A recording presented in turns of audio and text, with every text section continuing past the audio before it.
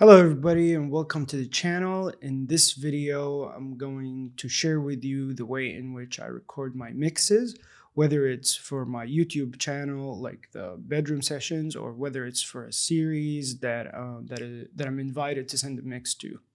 Just a quick disclaimer before we start, there's really no right or wrong way of recording mixes.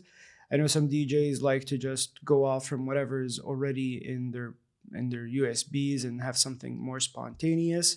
Others, like me, I like to pre-select everything in advance and finalize my selection before I record the mix. I'm sure there are some people who do something in between, but we're just going to be talking about like the way in which I do it. And yeah, and also we're not going to get into any of the technical details. I'll probably save that for another video because I'm also sure there are many other videos that explain the technicalities, whether you're recording on record box or whatever. So we're going to skip all of that.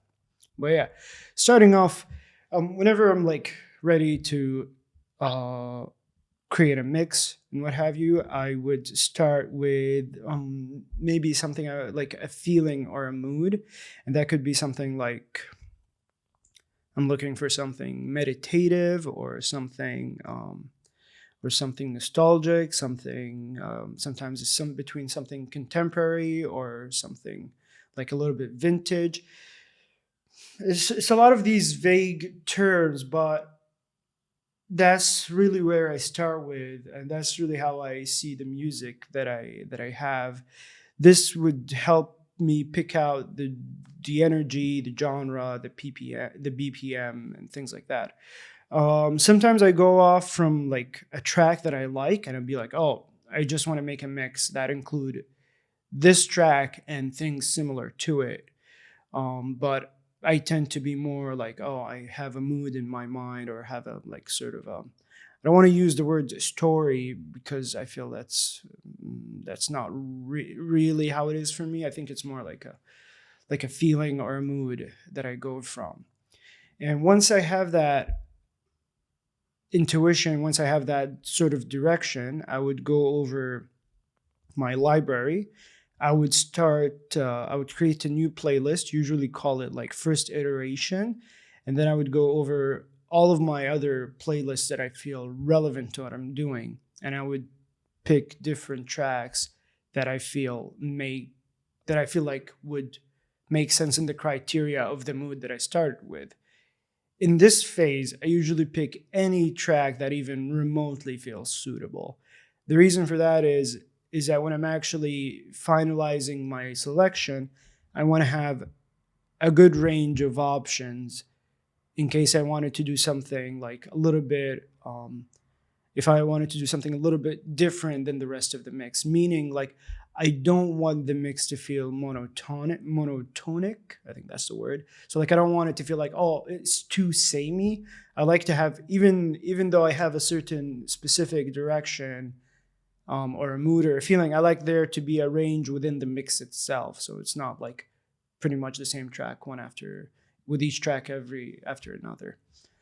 Um, and this while I'm also going through my selection, like while I'm going through the tracks from my library, I also like to use this opportunity to maybe purchase few some more tracks. This would help expand my personal, like my library, but also would help me pick tracks specifically for this mix that might emphasize the mood that I'm going for.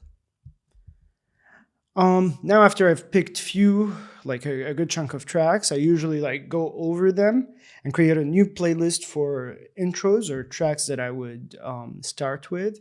And for this, I'm looking for things that have like that would make sense to play first. Basically, like things that have pads, that have like that start out with pads or percussions or even melodies, as long as it's something that it grabs the ear, not too energetic too early on, and like definitely something that is inviting. I tend to avoid challenging tracks from the beginning because I feel like I like to explore that either in the middle or later on in the mix. Once I've done that, I usually go over my like first iteration selection and then create a second and maybe third. And each one I filter out more and more tracks. So what is like happening is simply narrowing down from the first step to where we are now, and like hopefully end up with something like 50 to 100 tracks more or less. And once I'm at that stage, once I have like that amount of tracks, I start going over them and I start creating like a new playlist. And this one is going to be the one that I would potentially export on USB. So I would go over the intros and I would pick one that I like the most. And from then I would go back to my third or fourth iteration and just pick tracks that I've filtered down multiple times. And in this step, I would actually order the tracks the way I would play them on the CDJ, and I keep in mind, like, in this step, the energy, the flow of the mix, the overall mood that each track brings, and make sure that each track that I've select makes sense to play. I don't want to play something that doesn't add anything to the mix. I don't want to play something that feels too off from the general direction that I'm trying to take this mix to. So, and also I want to make sure that the order of energy is like makes sense. I don't want to peak too early or in a way that doesn't like flow well throughout the mix. Um, After that, that's pretty much the last step. I bounce the tracks to a USB drive and play them on my decks. I usually play the tracks, go over the mix a few times, and try to listen for anything that feels a little bit off within my selection or within the transitions. Sometimes some of the tracks I really like them, but when I'm transitioning to them and from them, there's something that feels like it sounds off. So I would either replace them or pick something that has like a more that gives the mix a more cohesive feel to it. So yeah, so I would record it a few times and listen to it. Usually after like the second recording, I'm good to go. And that's pretty much it. If you have any questions, I'd be more than happy to answer them for you. You can just leave them here in the comments or message me directly on Instagram. Otherwise, thank you so much for watching, and I'll see you in the next one.